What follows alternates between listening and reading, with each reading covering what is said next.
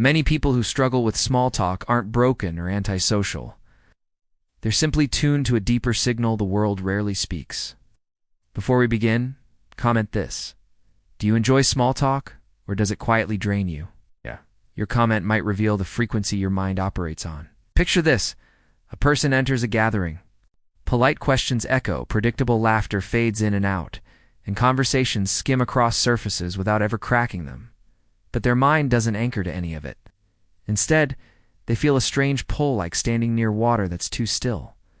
Nothing is wrong, yet something feels missing. For many such individuals, the issue isn't the smallness of small talk. It's the scattered too many signals, none of them meaningful. Shallow conversations create a kind of internal static, not because they're deep, but because they're fragmented. Tiny social cues, hollow questions, half-formed expressions, it all blends together into a sensory blur. This is where Jesse Livermore's philosophy enters, but not abruptly naturally. He once observed that people fail in markets because they mistake motion for meaning. They chase activity instead of clarity. And in the same way, many minds don't reject conversation, they reject activity without intention. Small talk is motion, real connection is meaning. Livermore filtered noise until the true signal finally rose. And psychologically, people who dislike small talk often do the same. They wait for something genuine, an honest tone, a real thought, a moment where someone stops performing and starts being human. It's not arrogance, it's calibration. And when they don't find that signal, they drift, not away from people, just away from the performance surrounding them. A clearer example. Someone asks them, "How's your day going?" But the tone is mechanical, the attention is elsewhere, and the question isn't actually a question. Their mind registers it instantly. It's not as connection, but as protocol. And protocol drains them. This is why the craving for authenticity appears again and again. Not dramatic, not poetic, practical. A real moment gives their mind something solid to hold on to. Otherwise, everything feels like walking through fog with no shapes inside it. Now, imagine when they finally meet someone who speaks sincerely, a direct observation, an honest reaction, a question with real curiosity behind it. Their entire body relaxes, their attention sharpens, their presence returns. Because now they're not navigating signals, they're meeting a human being. And this shift is subtle, but life-changing. It explains why they open up quickly with certain people and stay distant with others. Why they're quiet in groups yet rich in one-on-one depth. Why silence feels easier than scripted conversation.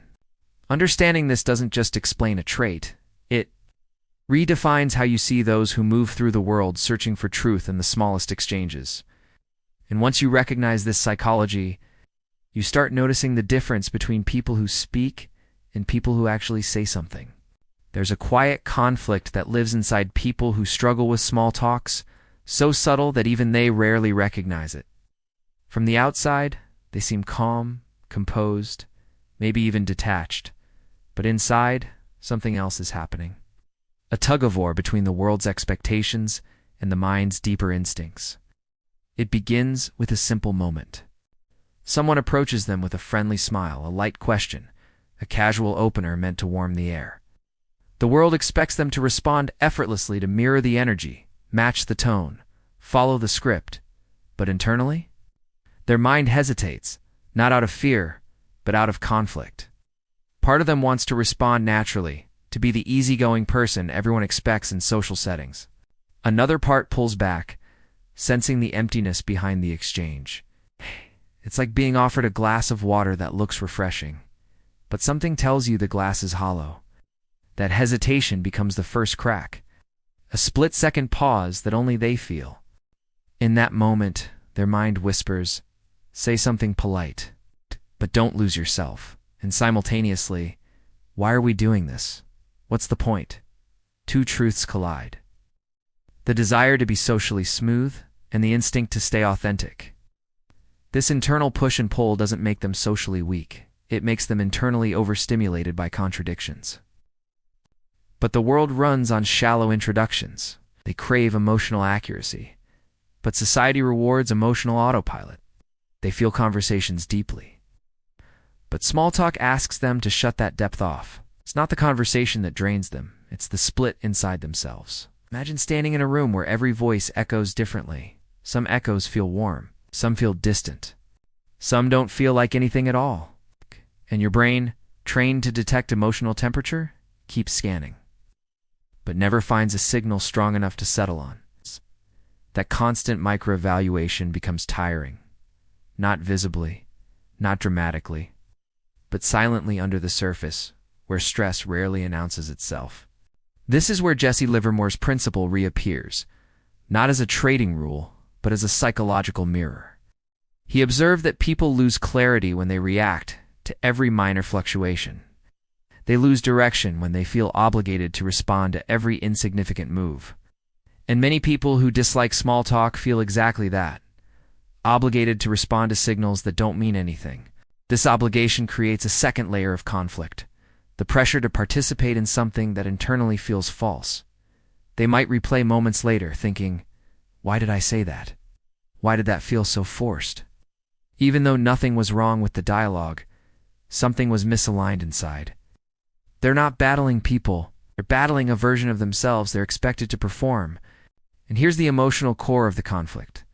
They want to connect, but they don't want to perform connection. They want sincerity, but they're surrounded by ritual. They want real interaction, but they're given templates.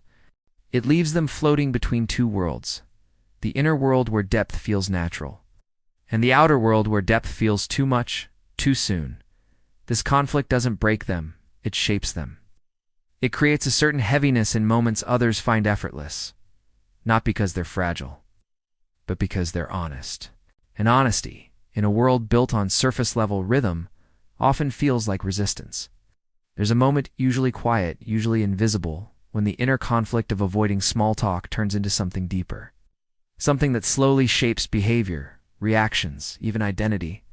Psychologists call it a cognitive loop, but in a dark cinematic sense, it's a trap. Begins subtly.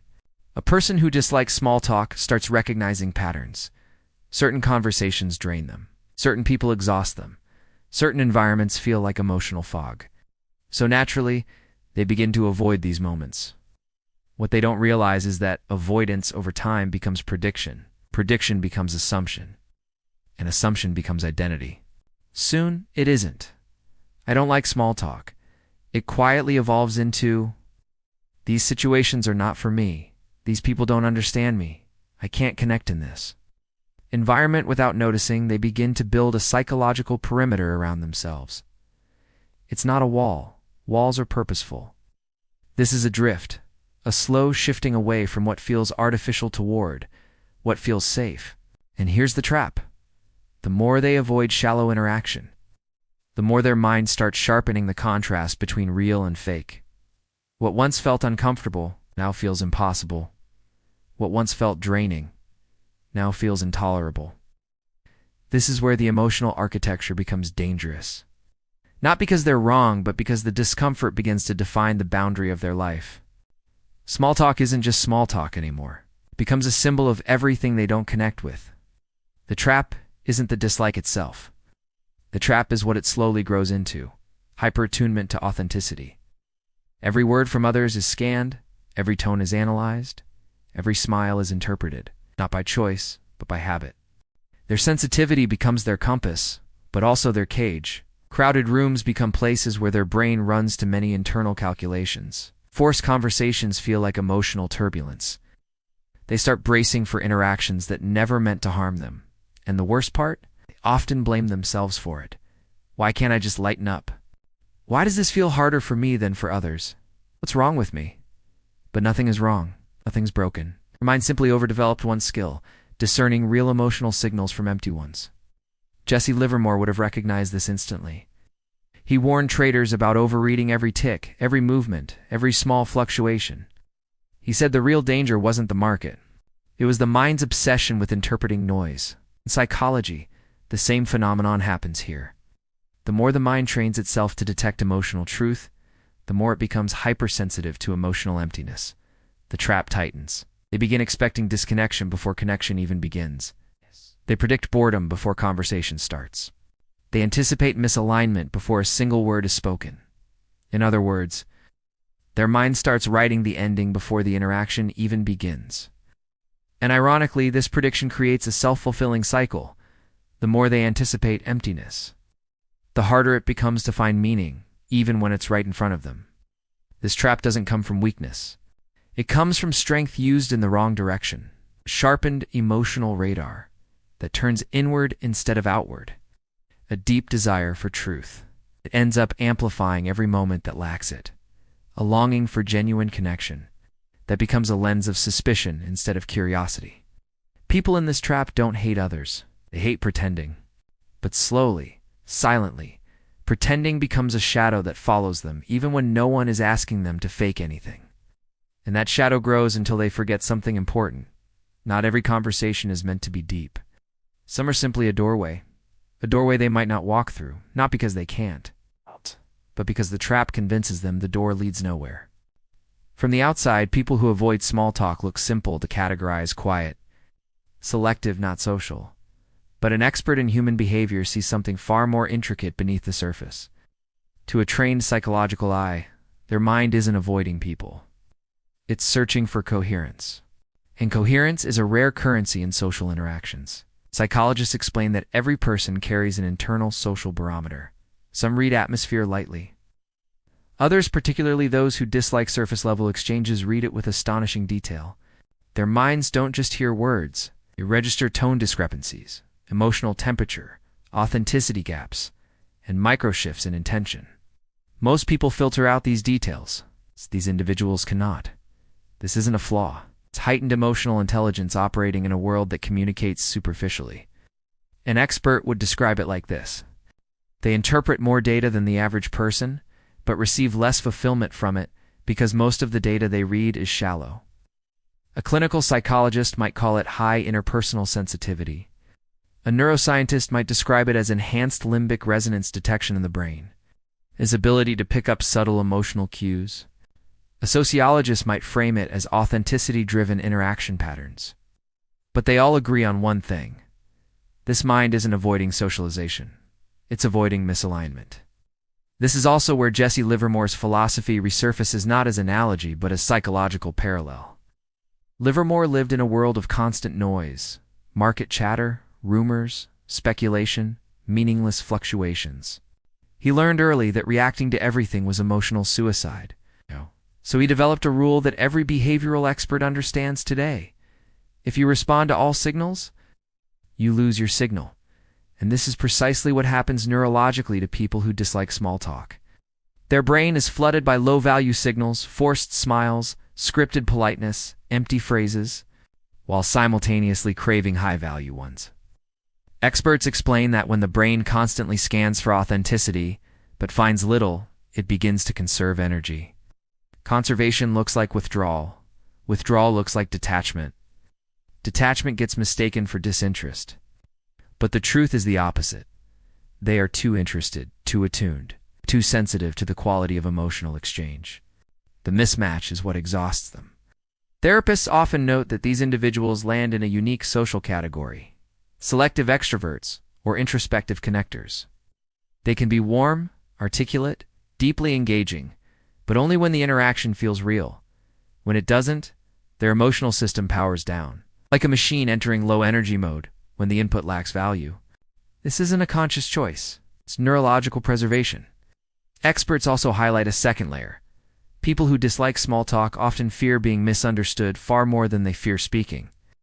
A meaningless conversation feels like emotional static. A meaningful one feels like clarity. So they wait. They observe. They listen for the shift. The moment when someone drops the polite mask and speaks from the center rather than the surface. And when that moment finally arrives, they transform. Their voice deepens, their eyes sharpen, presence intensifies. Their entire psychology comes alive. It's not small talk they avoid, it's dissonance. This is why experts warn.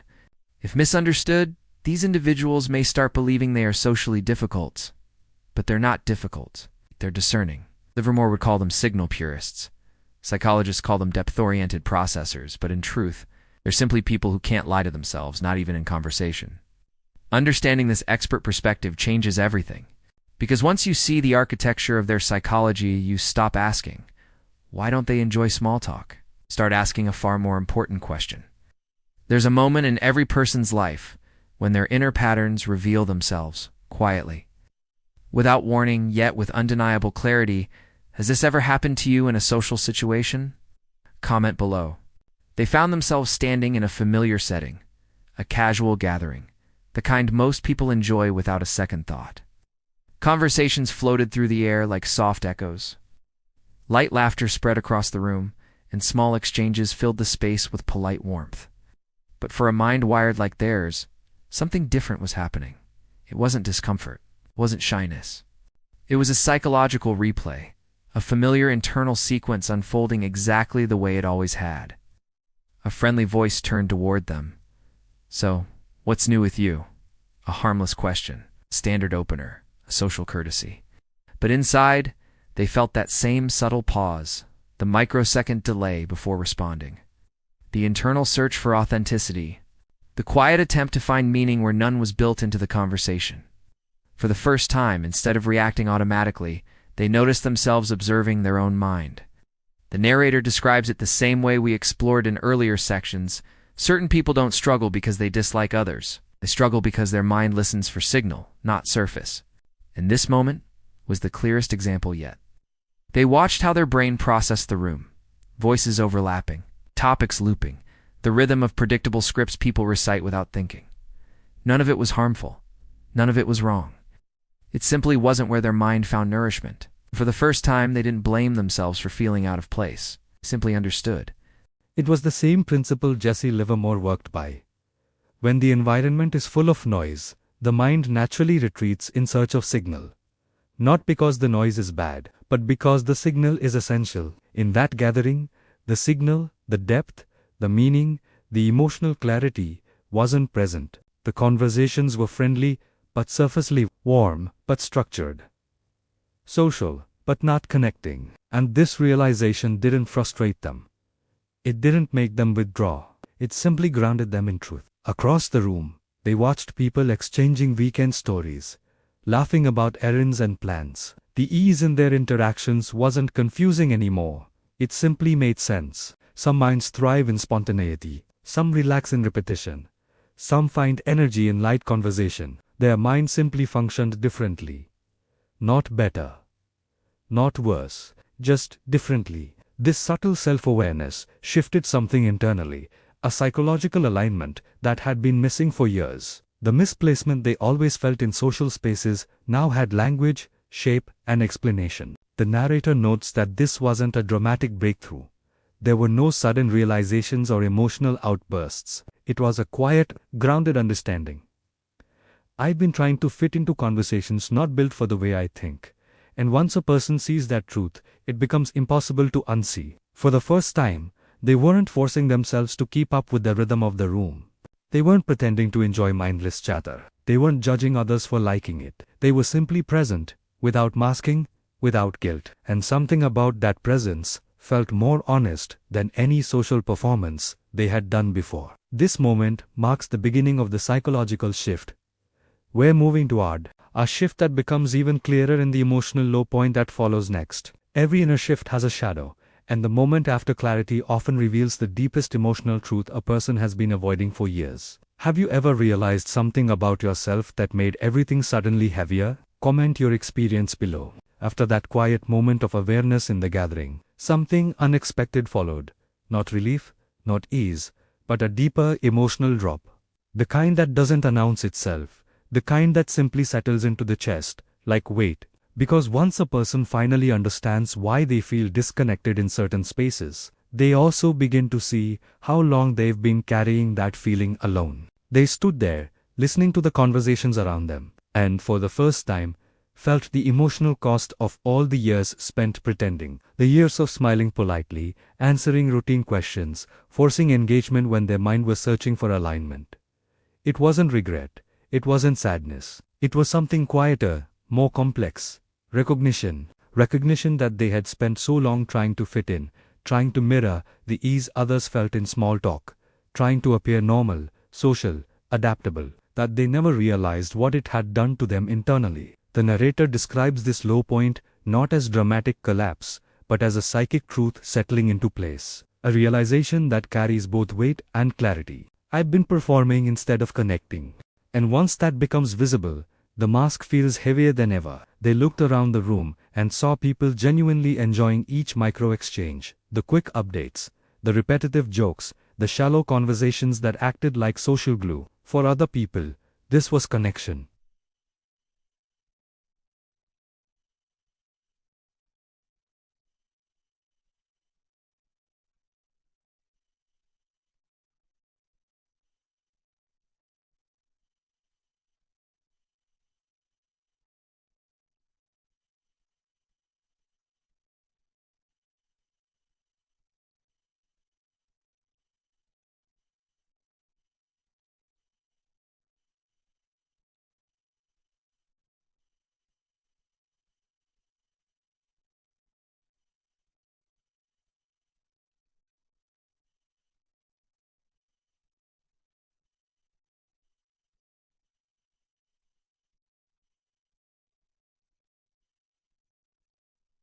Irreparably, this was normal, and that's where the low point hits hardest. Realizing you are different in a room where everyone else seems perfectly aligned. Not broken, not flawed, just out of rhythm. They didn't want to escape the room.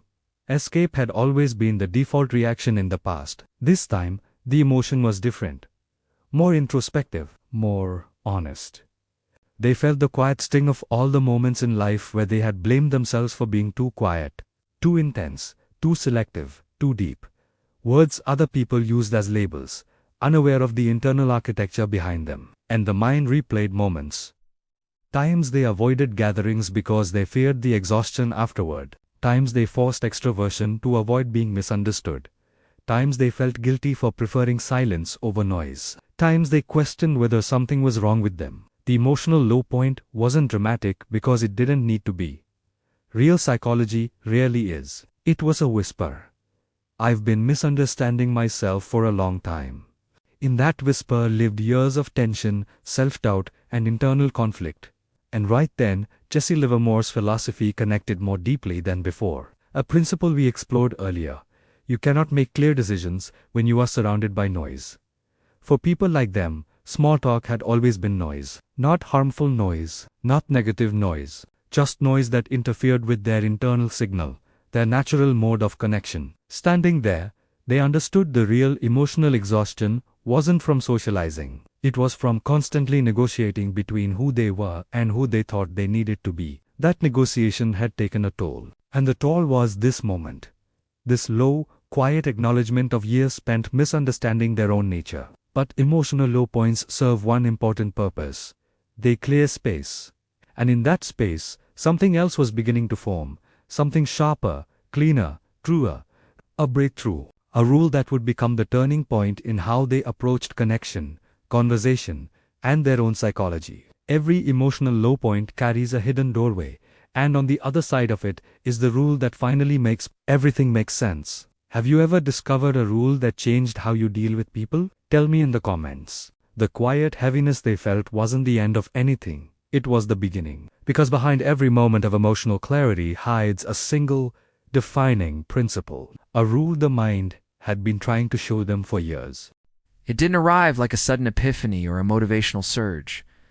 It came gently, the way truth usually does, quietly forming in the background.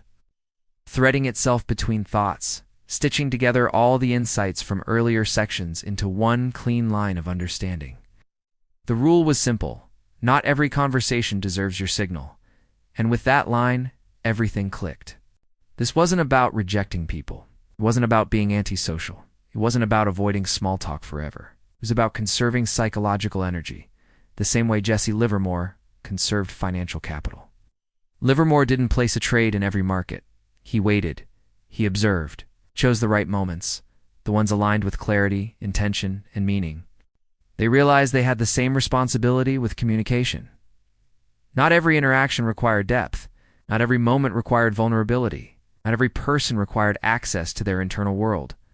Some conversations were simply noise, gentle, harmless noise, but noise nonetheless. And for a mind built to think, reflect, analyze, and process deeply. Constantly engaging in noise was like constantly spending energy with no return. So the breakthrough rule formed. Preserve the depth for where it matters. Offer presence, not performance. and stop confusing politeness with connection. This shifted everything. Instead of trying to force themselves into the rhythm of every conversation, they could now choose. They could engage without overextending, participate without draining, interact without pretending. The narrator explains it this way: people who hate small talk don't need deeper conversations all the time. They simply need permission to protect their psychological bandwidth. And the rule gave them that permission. It reframed everything. They didn't need to open up deeply with everyone. They didn't need to feel guilty for finding small talk tiring. They didn't need to pretend to be endlessly social. They didn't need to apologize for craving meaning. Instead of seeing themselves as different, they could now see themselves as strategic, someone who invests their emotional energy where the signal is clear, where the connection is real, and where the conversation has gravity. And the most powerful part? This rule didn't require anyone else to change. It only required them to stop forcing themselves into conversations that weren't aligned with their natural psychology. This was the same distinction Livermore made between the crowd and the market. The crowd reacts to everything, but the expert chooses what deserves attention. They weren't obligated to react to every greeting, every joke, every surface-level update.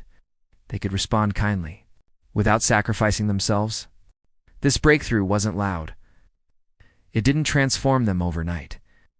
It simply adjusted their inner compass, moving it a few degrees closer to truth, enough to change the direction of everything that would follow.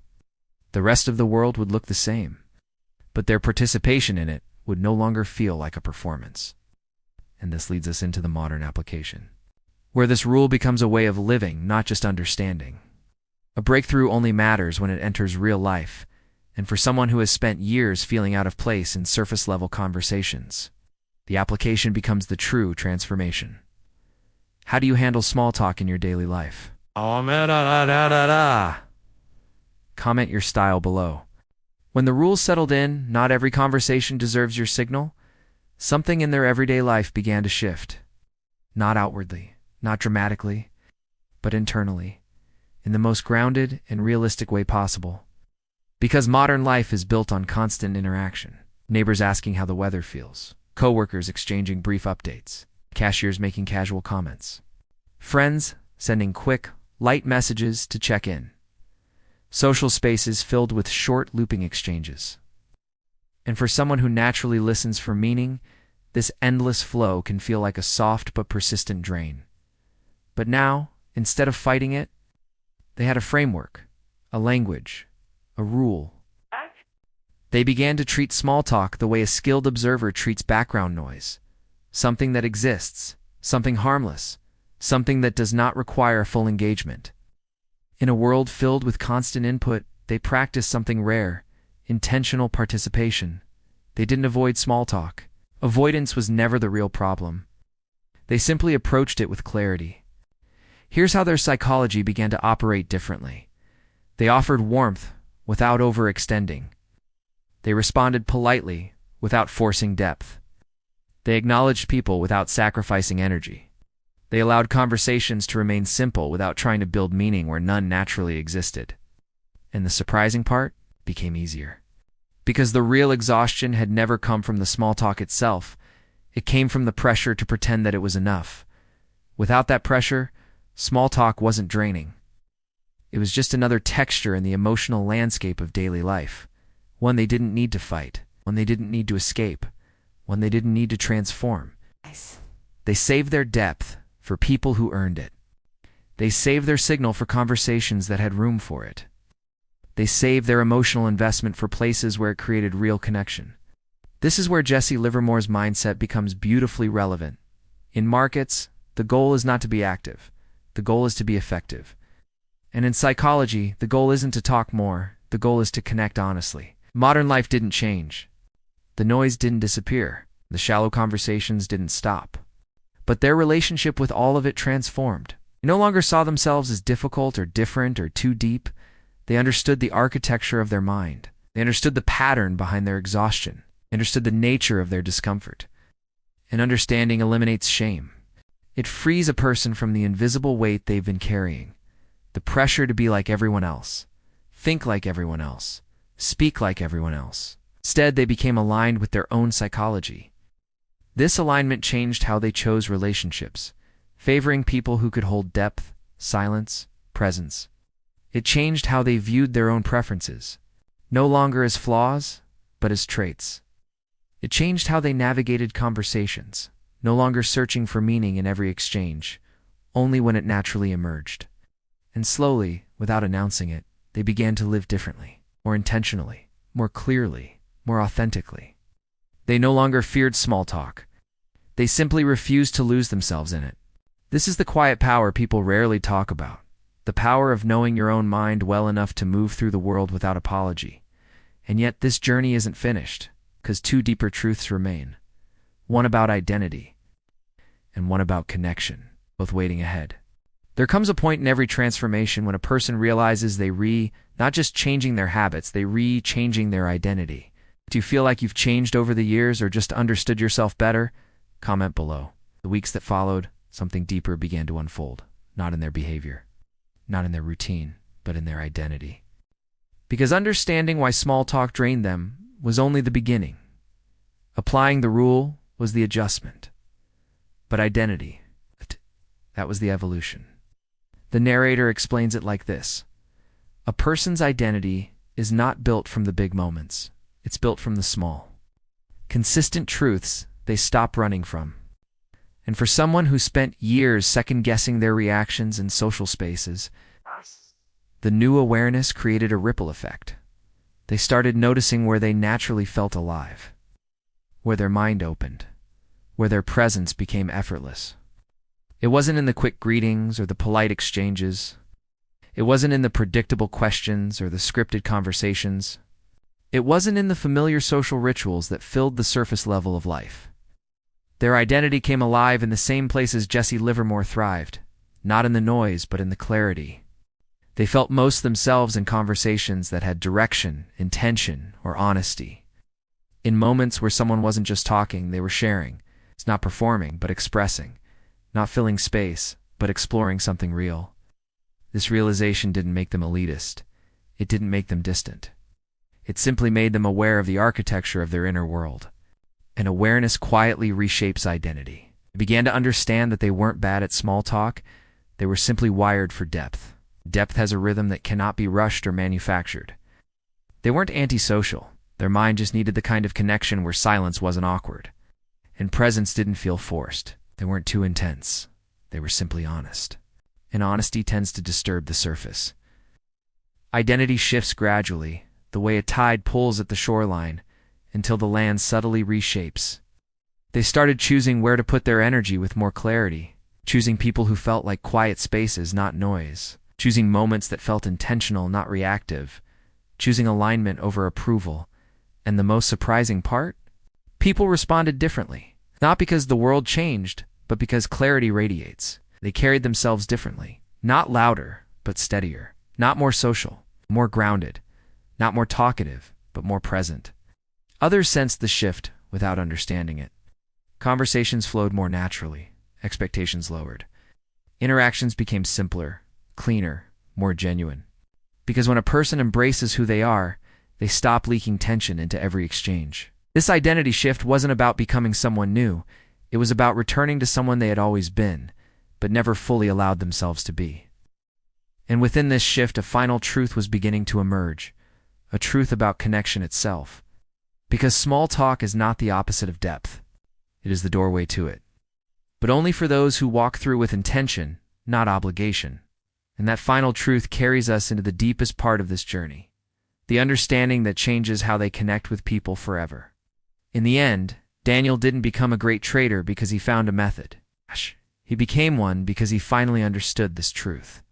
Your biggest losses won't come from bad trades. They come from the version of you that trades emotionally. Your biggest wins, they don't come from luck or predictions. They come from the version of you that is calm, disciplined, and willing to wait for the market to come to you. So remember this, you are not in a battle with other traders. You are not in a battle with the market. You are not in a battle with volatility. You are in a battle with your own impulses. The moment you win that battle, your trading finally becomes what it should have been all along, a controlled decision, not an emotional reaction.